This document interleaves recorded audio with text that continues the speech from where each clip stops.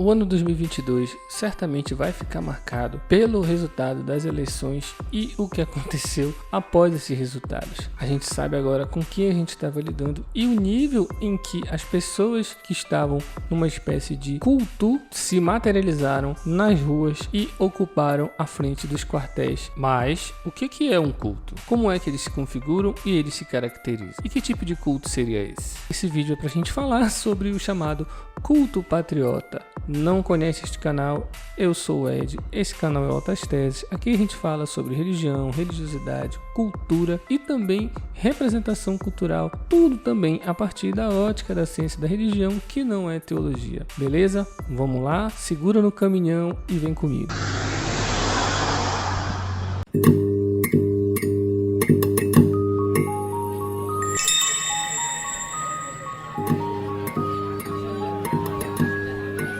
Não esquecendo de pedir para você curtir, compartilhar e também comentar aqui embaixo. Isso é muito importante e ajuda bastante o canal. Vou logo te dizer de antemão que eu vou deixar uns slides lá embaixo com as informações relacionadas a cultos destrutivos e também com informações interessantes que vocês podem utilizar da maneira que vocês acharem adequada. A caracterização do culto patriota como um culto destrutivo é só uma classificação que eu estou usando a partir da obra de um cara chamado Steven Hassan. Steven Hassan, ele foi membro de um culto destrutivo chamado Igreja da Unificação, os Munis, que a gente já falou aqui nesse outro vídeo, e depois ele virou um terapeuta especialista em desprogramação de pessoas que fazem parte de cultos destrutivos. Os cultos destrutivos, eles podem ser definidos como um grupo que viola e prejudica os seus membros por meio de técnicas abusivas e de controle sistemático. E como é que esses cultos destrutivos são estruturados? A gente tem uma figura de um líder absoluto, a gente tem os sublíderes,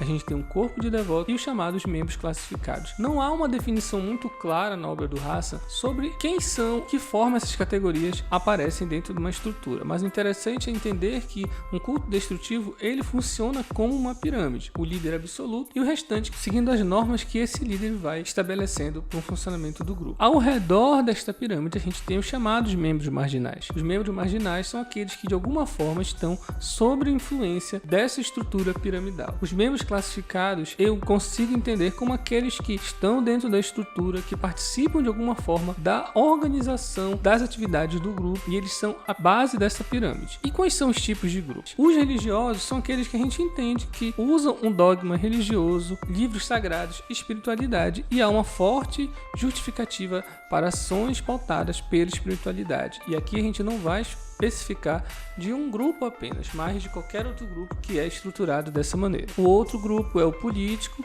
que eles vão estar organizado em torno de um dogma político particular. E aqui a gente vai ter um pouco de mistura de tudo isso, como a gente vai ver mais lá na frente. Os grupos de psicoterapia e educação, eles usam técnicas de controle mental, fornecem uma experiência de êxtase e aí oferecem cursos mais caros e avançados que você pode se tornar membro desse grupo e é sempre estimulado a trazer amigos e parentes agindo também como recrutadores. Os cultos empresariais, que é o que eles chamam que trabalham com o dogma da ganância, eles enganam e manipulam as pessoas para trabalhar por pouco ou nenhum salário na esperança de enriquecer. Nesse culto empresarial pode incluir os marketing multinível e também os esquemas de pirâmide. O Steven Hassan também vai criar um chamado modelo Byte. O modelo Byte ele é baseado em pesquisadores anteriores, em obras anteriores, como Robert J. Lifton, Margaret Singer e outros. E também o Leo Fintzinger, que é um cara que ele cita bastante. O Leo Fintzinger vai falar sobre a teoria da dissonância cognitiva. A dissonância cognitiva ela é tipicamente experimentada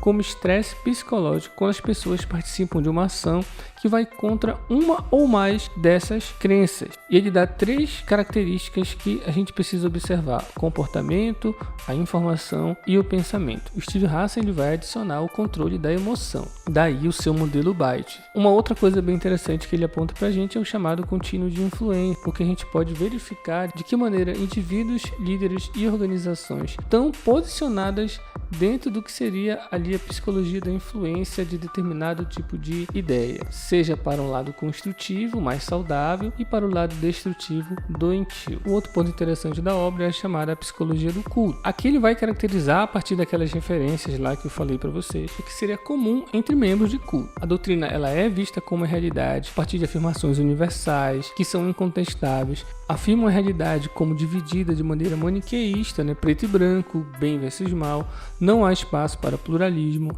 nenhum grupo externo tem validade e há um processo de demonização. Esse processo de demonização pode ser determinados tipos de organizações sociais, pensamentos, pessoas, entidades, aliens e possíveis conspiração que sempre trabalham para frustrar o grupo, que seria aí uma prova importante e confirmadora de que eles sempre estiveram corretos. Então qualquer semelhança com o que a gente está vendo, as afirmações para quem estão acompanhando, de que forma esses grupos têm propagado ideias para confirmar fatos, ele está dentro do que é a psicologia do culto. Uma mentalidade elitista, a vontade do grupo sobre o indivíduo, não há individualidade, a ideia tem que ser comum, ela é sempre voltada para o coletivo do grupo. Uma outra característica é a obediência restrita, onde se modela líderes. Você tem, por exemplo, políticos que vão se comportar em debates, tal como o líder do culto político vai se comportar. Uma outra ideia compartilhada são os altos e baixos emocionais. Sempre está se trabalhando de maneira cíclica e precisa ser alimentado as ideias que o grupo propaga.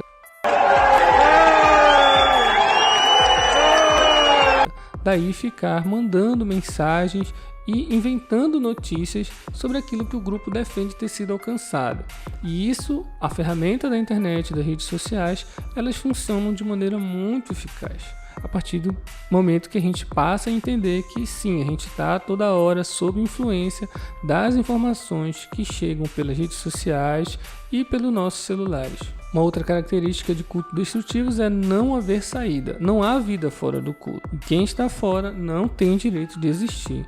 Então, você passa a ser visto como parte daqueles que conspiram contra o grupo. Agora, vamos pegar o culto patriota para a gente ver algumas das características dos quadros gerais lá de controle de informação, de pensamento, comportamento e emoções, para a gente exemplificar aqui. Controle de informação. A gente tem uma fonte única, exclusiva de informações, e as teorias da conspiração e as fake news alimentam constantemente aquilo que o grupo anseia. Visão do ministro do STF, o exército se mobilizando, intimando e intimidando as instituições. Controle de pensamento. Há um pensamento maniqueísta, a ideia de nós somos plenamente bons e aqueles outros que são contrários, e o presidente eleito e o grupo que ele representa, eles são a personificação do mal. Uma ideia de elitismo, nós somos parte de um grupo que está acima dos outros, se usa de uma linguagem simples e também violenta, usa um medo, e um caso aqui, a ideia de anticomunismo, ela é um dos fundamentos desse tipo de... E dentro do controle de comportamento, a gente tem a vestimenta, as cores padrões do grupo, jejum, rezas, exposição a riscos. A gente viu ali crianças sendo colocadas na linha de frente quando as polícias chegavam lá para tentar desobstruir ruas. E também o controle de emoções, como o medo, paranoia, a raiva, o radicalismo e os ardifobias. E essas características, elas estão lá presentes e de alguma forma é isso que continua mobilizando. Quanto mais imerso nas ideias do culto destrutivo, mais difícil fica para tentar o resgate e também manter o diálogo com essas pessoas. Lembrando que isso aqui exclusivamente não é voltado somente para este grupo, ele também vai ser aplicado a grupos religiosos que agem no Brasil de maneiras destrutivas. Quantas pessoas vocês conhecem que eram de um jeito de uma época, depois modificaram, se tornando muito mais radicalizados nas ideias e na forma como interagem com o mundo, interagem com as pessoas, que ao longo da vida foram importantes, deixam de fazer atividades que não são dentro do grupo.